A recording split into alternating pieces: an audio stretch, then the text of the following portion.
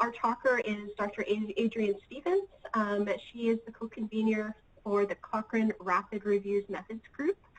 She is also the new Managing Director for Cochrane Canada out of McMaster University. And without further ado, I'll introduce and let Dr. Stevens start her talk on rapid reviews. Thanks, Carol. Welcome, everyone. Hope all is well and safe in these unprecedented times, and thanks for your time for joining us today. I'd like to take the next 45 or 50 minutes or so to talk to you about rapid reviews, and I look forward to your questions. And so, yes, today is about rapid reviews. What do we know? And what I wanted to do was focus the talk on, well, what are rapid reviews? You can advance to the next slide, thanks. Thinking about and focusing on recent developments in relation to rapid reviews, what we know. That's why I centered my talk the way that I did. Lots has come out as of late. And then I wanted to take the latter part of the session to talk to you about our Rapid Reviews Methods Group with Cochrane, and a little bit about what we're doing in context of COVID-19 and Cochrane's response for that. Next slide, please. Okay, so rapid reviews aren't new. They emerged about 20 or so years ago in the literature, and this is a snapshot of the earlier papers that came out, and quite a lot of literature, in particular these ones, talked about what rapid reviews are, the context in which they were used, so people got to have a sense or a handle of what rapid reviews were. Next slide, and really these are the seminal papers that sort of got things started. In particular, the Gannon paper out of McMaster really focused in on methodological articles and some rapid review examples, scoped them to get a sense of, well, what is it that we know? And as you can see in the box there, you'll see some recurring themes as I continue my talk, but there's varied nomenclature in how people are talking about them, and the different methodologies that are used. So let's start with what a rapid review is, and currently there is no consensus universal definition. Next click, please. But really you want to think of it as more or less like a systematic review process. But you use that process and employ some shortcuts in the methodology to be able to be timely to provide information to decision makers. And so yes, it's about expedience. Transparency is key to let folks know what it is that you had done in the context of the rapid review that would distinguish it from a systematic review. And it really is intended to support a particular decision. So then in context of that, it's important to think about what is of use to the knowledge user or stakeholder. And so having them involved.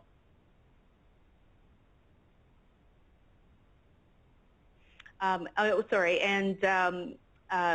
I guess one distinguishing feature from rapid reviews are that it's not just primary studies that are included, but it could serve as a knowledge translation tool to include systematic reviews as well. Next click.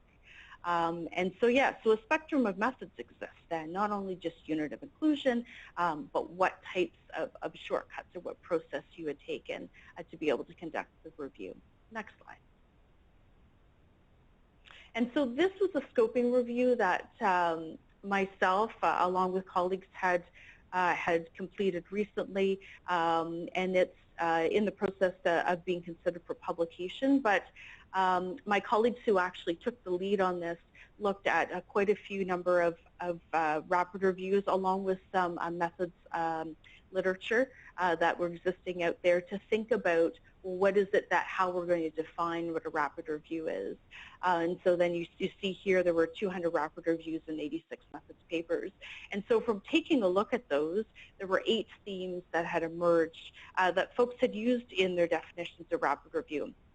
So most notably thinking about some sort of rapid or accelerated process, thinking about resource efficiencies, how a rapid review might compare or contrast to a systematic review, what the rationale was for undertaking the rapid review, thinking about focus, breadth versus depth in the consideration of studying the question, thinking about a rigorous, transparent approach, what bias or limitations might exist with rapid reviews, etc.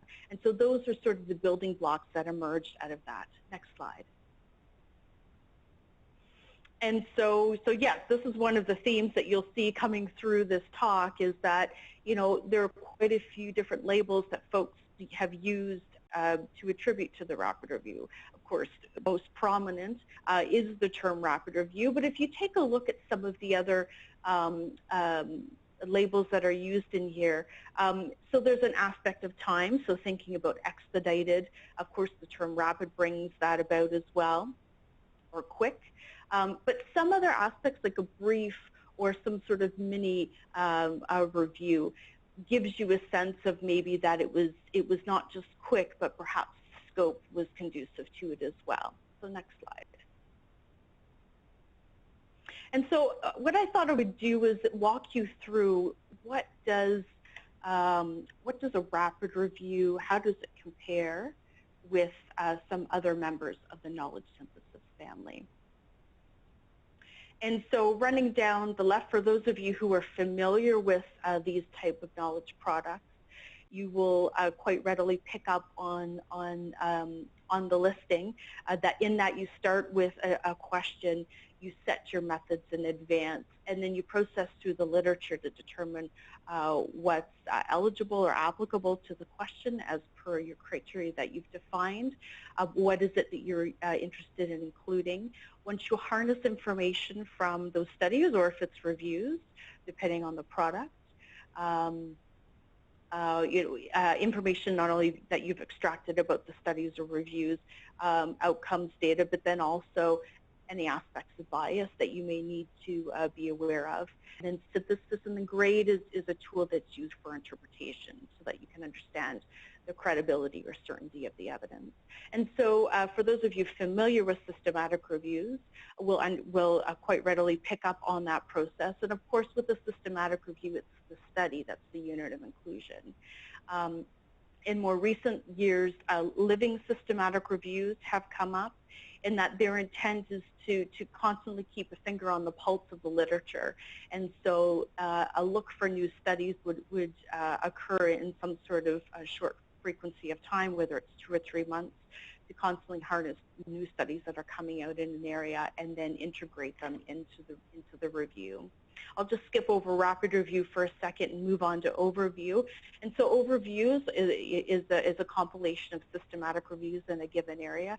So again, follow more or less the same steps. Their unit of inclusion, of course, is a systematic review. From that systematic review, you may take information at face value, you may reassess or reanalyze information within that review, and then you can, at the bottom of the screen is about maybe you're harnessing if there's great information available from the review or whether you take that on yourself as a researcher. And then finally, a scoping review, again, follows the steps, same steps more or less.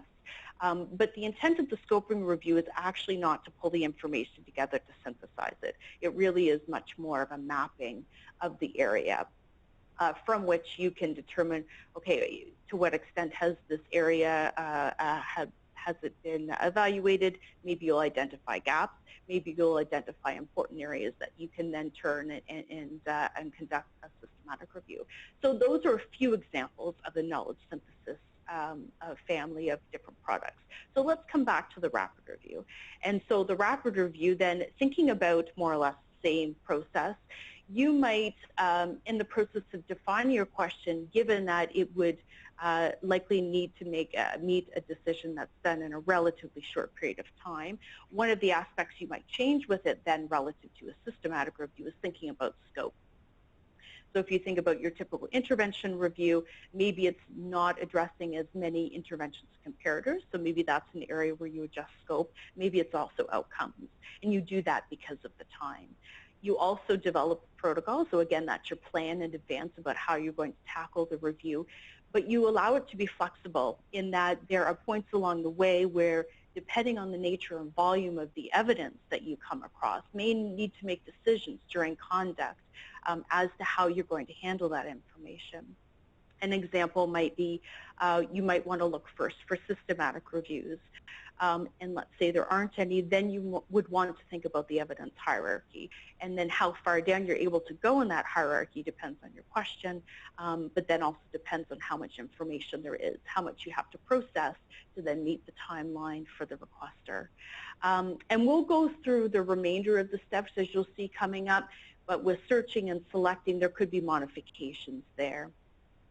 So that gives you a sense of more or less what a rapid review is, but we'll get more into the details coming up. Next slide, please. So one piece to think about is, as I've observed myself and understanding how I've approached them with the research team that I've been working with, but then thinking about or seeing how other groups do it, there tends to be either a one-size-fits-all, where individuals think about, okay, this is the process, or research teams think about, okay, this is the set process that we're going to use. So, for example, they might predefine, okay, these are the, the short list of databases that we're going to search in all cases. Maybe we're only going to look at the past 5 years worth of literature, how they approach selection and extraction. Maybe they look at English only. So that would be an example of a one-size-fits-all.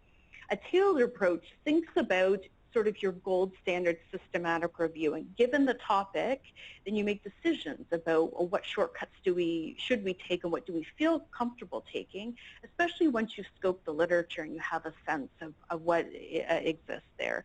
And so depending on topic, you might decide, okay, well maybe there's a lot more in the gray literature that we should be thinking about trying to look for, and therefore then search fewer databases.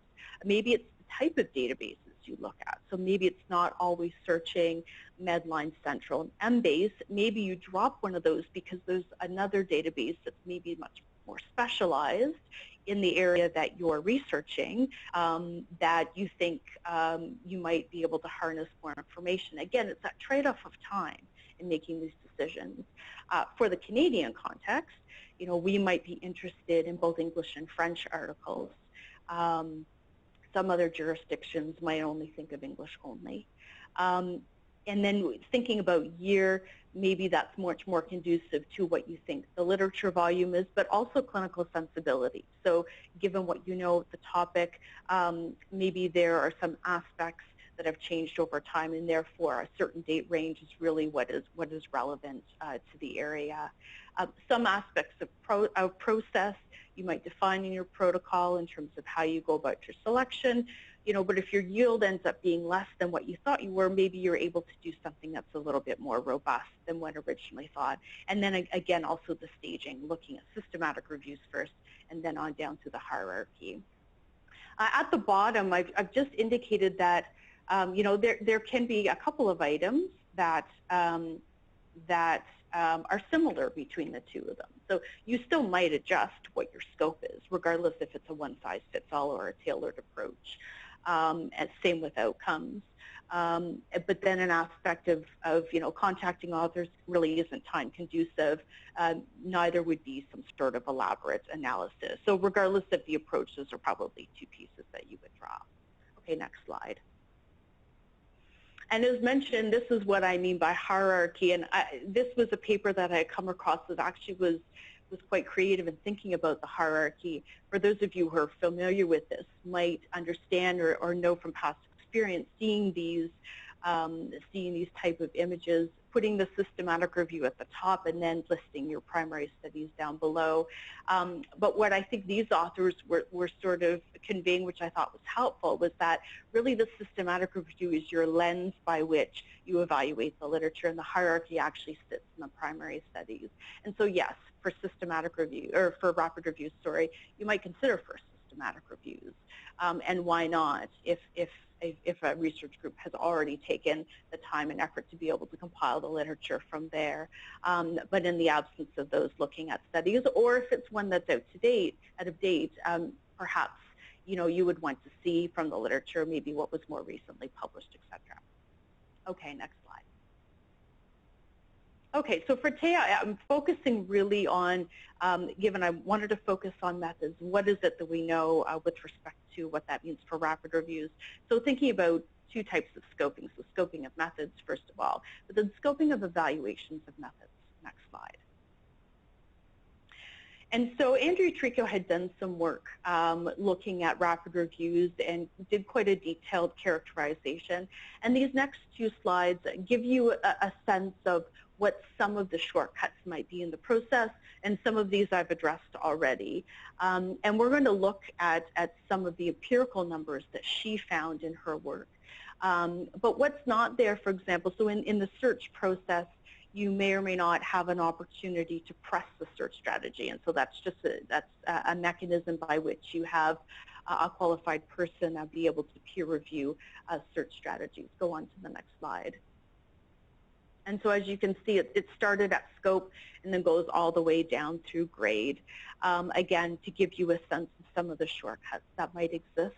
And some, aside from Andrea's work, which is, as you can see, it's study number 2. There are a couple of other articles that you could access to get a flavor of some of this. But let's look at Andrea's work. Next slide, a little bit more in depth.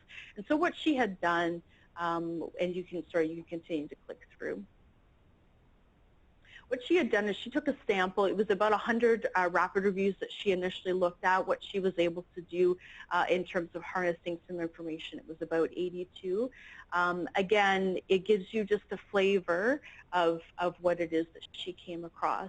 And I think one piece to see is that, you know, a lot of the rapid reviews use more than one database. So I mean, that could be a piece that you think about, you know, do I search more than one? What can my time be able to accommodate? But certainly a lot of them had searched more than one. Again, to be able to guard against some of those location biases of the literature. In terms of scanned references, you know, about half of the rapid reviews scanned existing literature to try to find additional studies. 40% of them didn't. And so, of course, we don't know exactly what happened there, but likely if they didn't report it, then they probably didn't do it. A good number still looked at gray literature, and again, you don't have to be overly extensive. Maybe it's a key, maybe 1 to 3 sources that you look at to be able to do that. An area that wasn't well reported in her sample were whether rapid reviewers had contacted authors. And so we see about, you know, just under 70% it wasn't reported, and is likely not, again, just due to time. Next slide, please. So whether date limits were applied, again, we had, you know, about 70% that were limited by date in some way. Keep clicking through. Thank you very much. But what we don't know from that is, you know, why was it that they had applied that date limit? Was it because it made sense to the topic area clinically, for example, or was it just a set method that they wanted to use? In terms of language limits, keep clicking again for me. I know I have another arrow underneath. Perfect. So we see that about 50% did do some sort of limit by language. Again, makes sense. Being able to implement translation probably isn't a piece that most folks can do in the context of a rapid review scenario. And, you know, what its impact is really depends on topic, right? I think that makes sense. So when we get into now these next aspects of the process, so we get into title abstract selection. You can bring up the next one as well, which is about full text. And so just having a scan through this information, we see that there are cases certainly in which 2 people are used, and independent process is certainly what systematic reviews use. However, there's quite a bit of information for which we don't know. Either we have a sense that they did selection, or they just didn't report it at all. And then same with full text. So you have, you know, in that case, you have almost 60% where you don't actually know, you know, did they use 2 people, to what extent, or was it 1 person? And so it's a bit of a question mark. It's unknown, right? On to the next slide. Okay, then same with extraction. Again, it was an area that wasn't well reported, so we're unable to know to what extent 2 people were used in a lot of the, for a lot of those rapid reviews. And then for risk of bias again. So, of course, using 2 people would be the most robust process, and I was certainly interested in how many youths had just one. We just have one person only, and so we have a sense that there's some, but again, there could be more. And then I think next is, yeah, for synthesis. So a lot of those rapid reviews did some sort of narrative synthesis as opposed to a more formal pooled analysis through meta-analysis. Again, was that because that made sense for the literature, or for some reason they didn't? They didn't do the meta-analysis either because of time, or maybe they just didn't feel comfortable as to whether or not they wanted to provide a quantitative information, perhaps not knowing to what extent was there missing literature because of their analysis, their approach. And then this wasn't reported in Andrea's paper. Colleagues and I have done more recent work looking at 2 sets of reviews from 2014 and 2016, because we wanted to have a sense of how many of these reviews used grade. And again, very few had used grade. And again, not sure why. Was that because of time? You know, what was it that precipitated not using grade? And for those that did, which was only 8%, for those of you familiar with grade, they didn't use an evidence profile in the majority. And so in all likelihood was just information that was discussed in the text. Next slide. Okay, so this next scoping piece was looking at evaluations of methods, and this is where I'm hoping will be helpful for you to get a sense of what do we know really in this area. And so it was a scoping review, again, that was led by a group of researchers. I was involved in it, wasn't taking the lead, but certainly involved in it. Looked at the literature from 1997 onward, and looked at methods papers evaluating approaches in relation to rapid reviews. Next slide. And so what you'll see, we were able to take the literature and subcategorize it. The first one is really the focus of the next number of slides. How many of these studies actually evaluated methods that were used in rapid reviews. The next category of development dealt a lot with the literature that just described either programs or had a sample of reviews and just described the information that they had found in it. There were 2 studies that looked very specifically about comparing rapid reviews with systematic reviews. And then the last section was about applying some sort of tool, whether it was PRISMA, which would be for reporting, or AMSTAR, which looks at quality of conduct for systematic reviews, applying them to rapid reviews. But our focus for the majority of this talk will be that first category. So let's go through a few of these. And this just gives you a sense of the papers that have come across, what kinds of items did they look at. And I'm not going to go into details of all of them, but certainly a subset. So the first study from Marshall, if you can go to the next slide. So they took 2,300 systematic reviews, and from the meta-analyses within them, applied a number of restrictions to see what happened to the results. And so this first example looked at date. And so they looked at from the time point of the search was conducted and went back 5, 7, et cetera years. And as you can see here from the 5-year, that were 80%, just over 80% of the meta-analyses had some sort of change that was not deemed unimportant. So small and then up. So made quite a difference. On to the next slide, please. Okay, so the next set of evaluation studies, looked at databases and gray literature. Next slide. Okay, so again, this was the Marshall study, and what they had done was restricted to PubMed only, and saw that it changed the results in 19% of the meta-analysis. Next slide. So this article was conducted by my colleagues out of Cochrane, Austria, and what they had done is they looked at 60 systematic reviews, reran the literature searches to assess recall and rerun them according to, was it just Medline, was it just MBase, and then adding on reference list checking, etc. And I wasn't able to put both images onto the slide. The first one that isn't showing here looked at conclusions in terms of, did the conclusions actually change direction once they restricted the information according to those sources. And they had found that a combination of 2 databases was always non-inferior, or 1 database plus reference list, with the exception of Medline.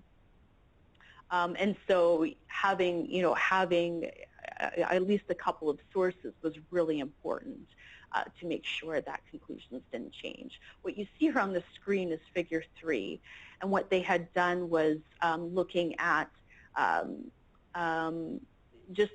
any sort of change, and found that Medline, MBase, and Central with reference list checking gave you the least number of change, and so didn't cross that non-inferiority margin, whereas a lot of the rest did. And as you can see, going down sort of to the left part of that image, you're seeing quite a bit of difference. You're seeing with Medline and MBase alone, for example. Okay, on to the next slide. And so when I talk about non-inferiority, the way they had done their study prior to the study, what they had done was conduct a survey of policymakers, of guideline developers, to ask them, what was it that they were willing to accept in terms of a risk of getting an incorrect answer as a trade-off for having a rapid review instead of a systematic review. And as you can see, what's quite consistent, it's about a 10% risk that they were willing to accept. And so that's what informed their non-inferiority margin. Next slide. So this study done by Pham and colleagues, they took 3 case studies, they took 3 reviews, and what they did was that they applied different shortcuts. And so what you can see on the screen here is if they restricted those case studies to just 1 data place, but plus some sort of ancillary source, then you see that 15 of the 30 meta-analyses were affected. And for one particular review, I'm actually missing quite a few studies. If they focused only on bibliographic databases, then that affected 5 of the 23 meta-analyses, not in terms of direction, but certainly increased in precision, so led to a wider confidence interval for the results. If they only included papers that were available electronically, it actually made very little change in their particular analysis of those 3 case studies, and that they only missed 4 studies. On to the next slide, please.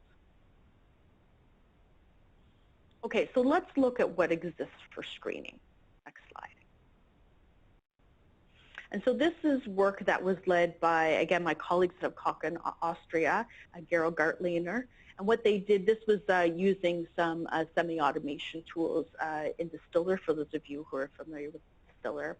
And so this had to do in relation to screening. They had set up a training set where they had 2 reviewers be able to train the program. And then the semi-automated tool picked up sort of learned from that training set. And then following that, that was, I guess, about 300 abstracts. This is for title and abstract screening. And then they looked at, how about we have a single human go through and screen, and then how does the machine itself perform? And then at the end, they then had to look at those conflicts and resolve them. And what you can see is the single reviewer itself, in terms of sensitivity, so picking up what it should have, only performed about 78%. But you can see that certainly for the semi-automation, was only able to pick up 14% of what it should have. So again, showing that that aspect is not ready for prime time.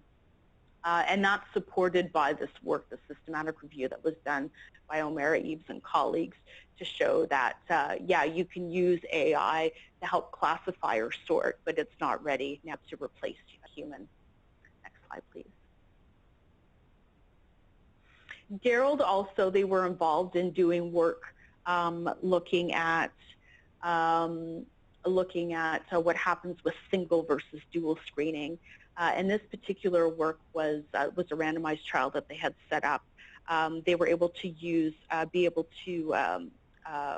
enlist colleagues, but also use Cochrane Crowd, for those of you who are familiar with Cochrane Crowd.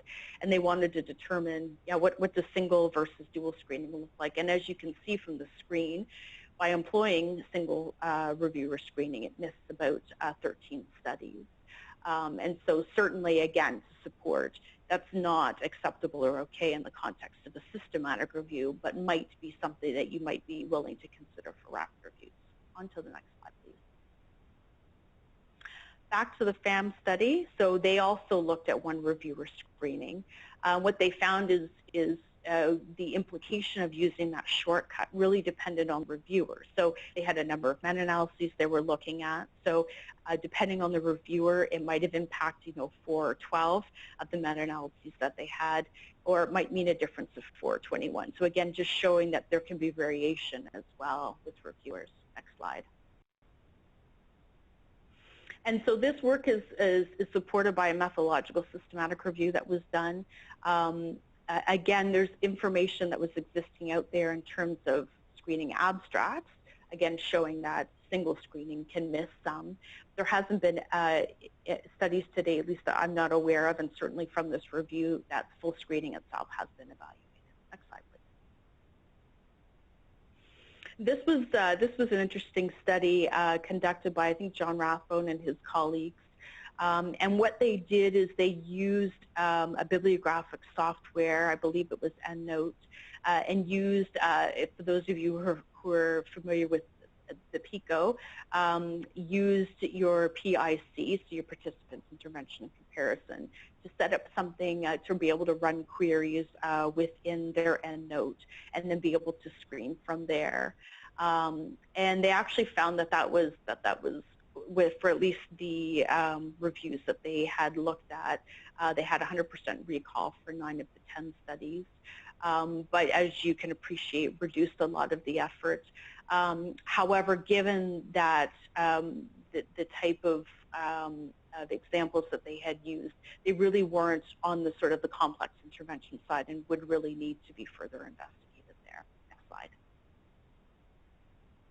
And then finally, Barbara Nussbaum-Restreit had, again, my colleagues in Cochrane, Austria, looked at, well, what's the impact on language? Next slide. And so again, using that non-inferiority margin showed that that excluding non-English studies really had minimal impact. Again, they used that sample of about 60 Cochrane reviews, found that 16 had a changed study inclusion, and only which 2 really changed statistical significance. So therefore found the conclusions were not different, but certainly less certain. Again, to help support what it might mean for rapid reviews. And then data extraction. So this was work done looking at, it was a case study that they had used, these authors, looking at a pharmacological topic. And what they did is for the rapid review approach was they used extracted data from existing systematic reviews. And then if they found additional RCTs, extract from there. And then the full systematic review approach just extracted it directly from the primary studies. And they found that the findings and conclusions didn't differ between the rapid review and the systematic review, and supporting that using existing systematic reviews might be helpful.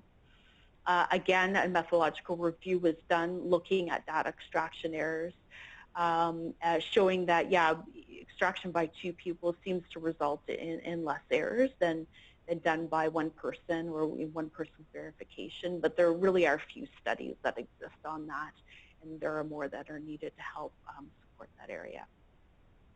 Next slide.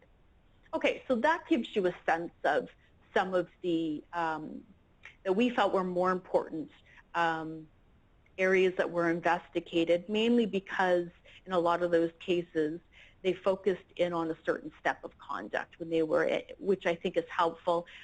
Again, as I mentioned, there were a couple of evaluation studies that compared the conclusions of rapid reviews and systematic reviews, but were what we deemed a composite evaluation. So there might have been shortcuts in more than one step. And so given that, it's hard to know what to attribute the results to, exactly what shortcuts are leading to if there are differences, what they might be. Again, in those studies that they found that by far and large, the rapid reviews were similar to systematic reviews. There were exceptions, but I think needs to be further studied more to have a sense. And so I thought I'd also give you a sense of, what have rapid reviews done in terms of questions and types of questions. Perhaps not surprisingly, a lot of them have looked really just at one question, and I think that makes sense, being able to focus on one particular item, especially depending on what the timeline is to deliver. And just to say that this is a method that can be used for a variety of questions. As you can see, they could be qualitative, they could be looking at diagnostic test accuracy, but the majority of them are looking at effectiveness questions. Next slide. This was work that I had done in relation to my doctoral work, just showing that I was focused on reporting and what exactly are rapid reviews telling you in terms of their methods and results. And as you can see here, thinking about radiating out to the periphery is more complete reporting. There are quite a few areas that are essential to know from what reviewers had done, what they found that were not completely reported. And so in like many other areas of the literature, rapid reviews are poorly reported. Next slide. And so I also wanted to take a minute to also think about process. So not just methods, but what about process and what are the key considerations? Next slide. And so here are the things you need to think about when embarking on rapid reviews. You need to think about the user's question, what it is that they want to use the research for, what is their decision-making circumstance. And given that in the timeline, what is it that you can do to help meet their needs? And then as I had showed you, there's some information to help guide rapid review methods and trying to minimize biases. But obviously being thoughtful on the approach and what makes sense for the area. I think managing expectations with the end user is an important piece. One thing that we have found, and you'll see in the slide coming up that gives you a snapshot of what that might look like, is thinking about who can you have on call in terms of an end user to be able to filter through questions, making sure items are fit for purpose, giving them a sense of what the end product may or may not look like, and I think scoping can help to inform that, just so they have a sense of what they might end up with at the end of the day in terms of volume of information. Some end users might automatically think a meta-analysis is always possible, and that just really depends on topic. So processing through those with your end users is certainly helpful. And whether or not you should undertake it at all can be topic to topic. And so at the outset, yes, I think setting the question, talking about feasibility, you yourself, if you're going to take one on, thinking about feasibility, what those expectations are, is really important. Thinking about an intake process to consider the topic that the user wants you to undertake for them, which can be iterative. It can be an upfront getting a sense of the area. Then you need to walk away being able to take a look at what literature might exist, and then you can further refine the question with them. And then that piece at the bottom is even thinking about team and composition. Does it make sense to have a dozen people to be able to throw onto the rapid review, will get it done faster, or should it be a smaller team? And I think from the experience I have is that smaller teams may work better, just so that as a group you could be nimble, and it helps to also reduce some variability and even some whether there are disagreements you have to process through that in your when you're filtering through the literature. Next slide. Okay, so this was the image that I was thinking about a couple of slides ago. So this is in relation to when Ebola broke out in West Africa there at the end of 2013 into 2014. And so we got a call from the World Health Organization at the time saying, you know, we're really interested in this question about personal protective equipment. Of course, that's on the minds of everyone right now, too, in the context of our current pandemic, but certainly was then. And so as you can see from the timeline, we had that initial call with the WHO June 30th. Most of July was filtering through the question with them, getting a sense of the literature. And I think our go date was July 28th. And then it was a 7-week process where we processed through the literature for them. We submitted a report September 12th. And by September 30th, they had a chance to look at it and submit it to their guideline committee. And then I was in Geneva in October, mid-October of that year, when they were in the process of developing recommendations. But as you can see, with the icons on the screen, you know, we had a group of people that we were in constant contact with. They were also able to feed us back information for what was happening on the ground, which was quite helpful for us as we were processing through the literature. But then it was that two-way exchange where then we were also able to impart what we were coming across, again, to ensure a fit for purpose to the process. Next slide. So just to briefly introduce us as a co-convener group, we are a group of 6 with a couple of doctoral students who work with us. We established ourselves as a methods group with Cochrane in 2015, and broadly we're from, as I mentioned, a group from Austria, some colleagues in the US, and then a group of us here in Canada. Next slide.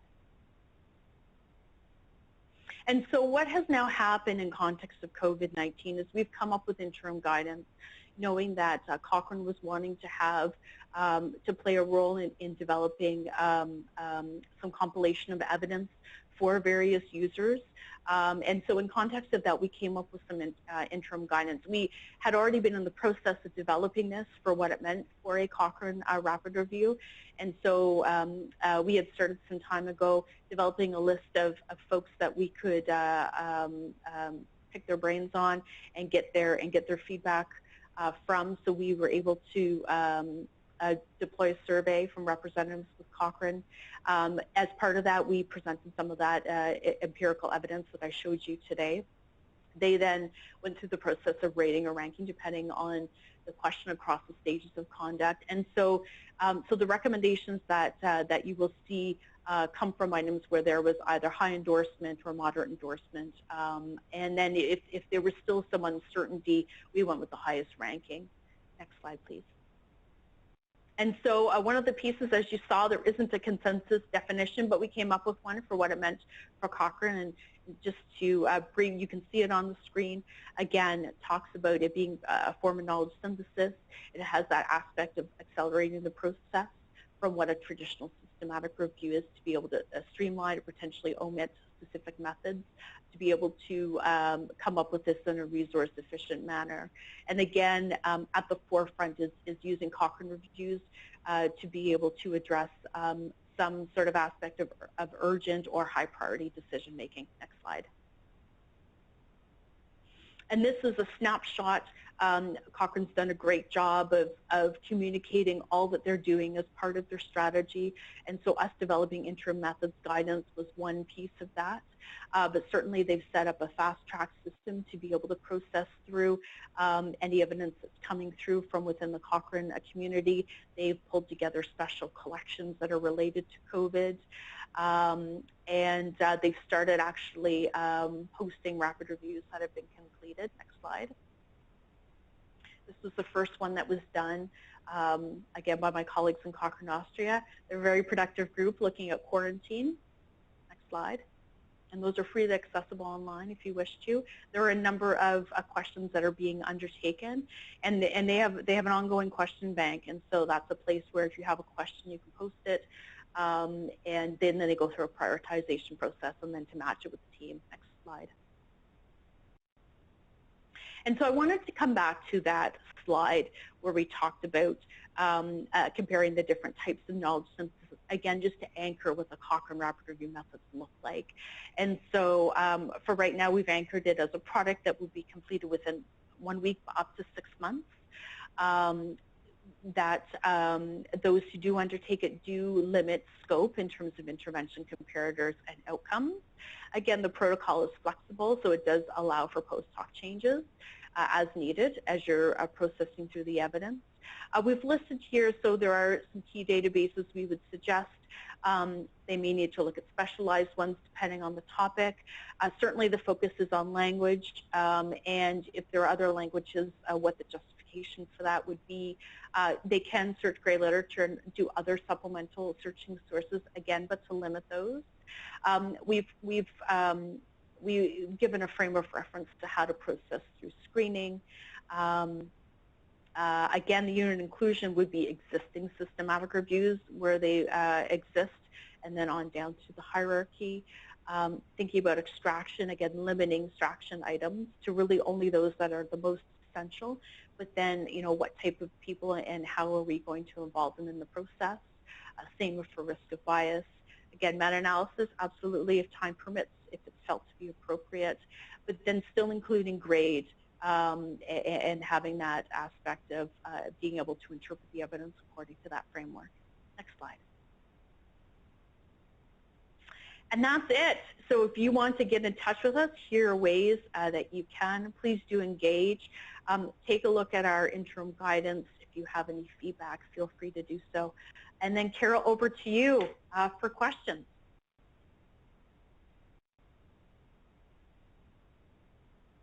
Okay, great. Thank you, Adrienne. That was a wonderful talk, actually. Please type in your questions in the chat or unmute yourself right now, and we'll just take questions. In the meantime, maybe I'll just ask one while we're waiting.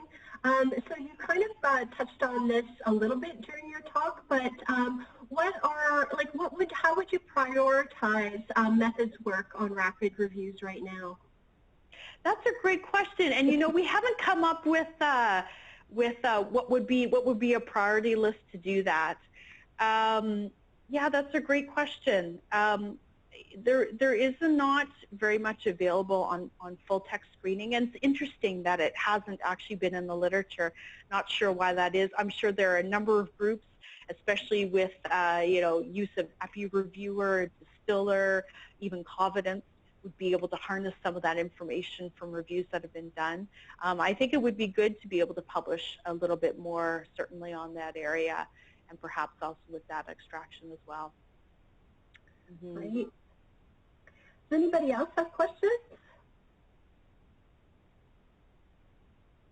While you're waiting for them to come through, maybe I'll just add to, I think thinking about interaction with knowledge users too, I think is another area that you could look at. Certainly, what does it mean for funders? You know, what do they value rapid reviews? Are they aware of rapid reviews? How they can inform granting mechanisms for primary studies? I think those would be good pieces.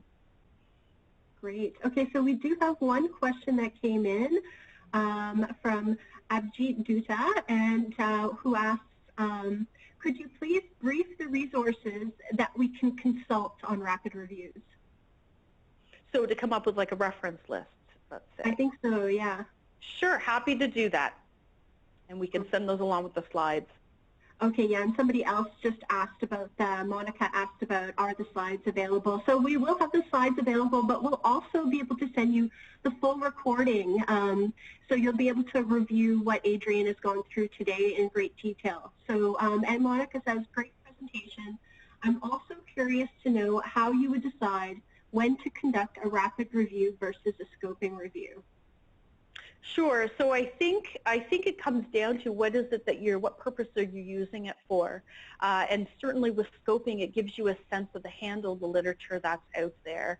Now, not to say that you couldn't do a rapid scoping. There might be some situations where it might make sense to do a rapid scoping. You have a handle on the literature, and then from there you might decide, you know, is it that we've identified a gap, and then be able to look at developing perhaps a new primary study. Maybe it's also an area where you realize, oh, there's information here. We should really synthesize it to understand what it is. So I think it comes down to what's your purpose. And so with the idea that with the rapid review, it really is about pulling out information and trying to synthesize the information to be able to support a given decision. You wouldn't be as able to do that with the scoping review because it doesn't have as much focus on the results and doesn't synthesize it. Thanks for the question. Yeah, hello ma'am. I'm Dr. Abhijit Datta from India. My question is that sometimes we give much of the time in the systematic reviews, and we don't come up with a systematic review before around average 10 months. But if we do the rapid review for our own convenience, for the shortage of time that we have, and for the convenience that we can finish the review in a very short time. So can we take rapid review for that as an alternative to the systematic review? Because it takes much of the time and to skip certain steps that we can avoid. That's a great question. I appreciate you asking that. And you know, I think one piece that really hasn't come out in the literature, hasn't been tackled as of yet, is thinking about appropriateness, which I think can border upon your question. I mean, certainly I think when we're thinking about rapid reviews, it's because you want to be able to come up with something to meet the decision, because having some information as opposed to none is really important. And that's where I think we need to think about distinguishing a rapid review from a systematic review. And there's a reason why systematic review exists, and it's because it's the gold standard. And I think for decisions that are non-urgent, really at the end of the day, you want to be able to pull in as comprehensive evidence set done as robustly as possible, because the rapid review is at risk of some error. And what that means might depend from topic to topic. I don't think we have a full handle on that yet. Thank you. Thank you. You're welcome. Okay, so I think I have a question from Mohammed Ben Ali Creek. He says, for urgent topics related to COVID-19 with negative results, with probably no randomized control trials, it's still early at this stage. How do you decide on publishing the results? That's a great question. And I know of one group within Cochrane where they started with a rapid review and then they transitioned to a living systematic review. And so what they did is they pulled together information that exists now with the intention then and the commitment to be able to monitor the evidence ongoing. And so when it comes to publication, I mean, that's a great question. Certainly in the context of this pandemic, making information available is I think of importance. And I think when you write your rapid review, especially if you're intending to then carry it on as a living review, make it known to your readership that this is what you understand as of this date. But there might be more information that emerges that might change the conclusions or might change your understanding of that. And so those pieces are really important to communicate in your report. So is it also important, Dr. Stevens, to talk about how that transition would happen between a rapid review changing to a living systematic review? And I mean by process, I mean if you're cutting corners in the rapid review, how do you kind of make sure that the process that already has been done is really documented quite well in that living systematic review? Sure, and I guess it depends on how the team wants to approach it. Do they want to approach it knowing that that they want to transition to it being a full living systematic review, or is it that they just want to monitor the information ongoing, still employing those shortcuts? And I think that's and maybe at the end of the pandemic, what they do is they go back if they want to do a living rapid review, right, just to keep those shortcuts and keep on top of the evidence. And maybe what they do at the end is then go back and then fully flesh out what's there to see at the end of it, do things change? I don't know what this particular group is doing, but I think those are the pieces to think about. Again, having access to information if you feel comfortable and confident with your result or with your process, your methods that you've used for your rapid review. Again, it comes down to judiciousness, right, according to the topic. And then just being transparent about where you think the risks might be. And also having a sort of follow-up question with regards to the publishing. You know, a lot of time, like publishing can be such a long process, right, with regards to publishing in a journal. And how do we sort of even expedite that publishing process? Has there been any thought around that? That's a great question. I know for Cochrane, they're employing a fast-track service to be able to expedite their editorial review to get the information available.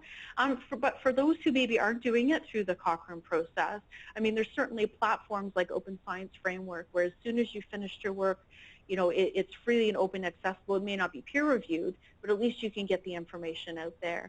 A given rapid review team, they might be able to pull in their own peer reviewers as well, have folks that they know who are knowledgeable to be able to take a look at the work before it's made available. And then, I mean, certainly there afterwards, you could more formally publish it in a journal article. But I mean, once it's on OSF, then you would want to obviously think about channels to distribute that information so that individuals know that that it exists. Yeah, and I also know that there's a lot of preprints out there, and a lot of journals, like actually medical peer-reviewed journals, are accepting preprints. So preprint would be a study that you have in sort of quote-unquote draft form, where you are able to publish it online at free of charge. So it's not a peer-reviewed process.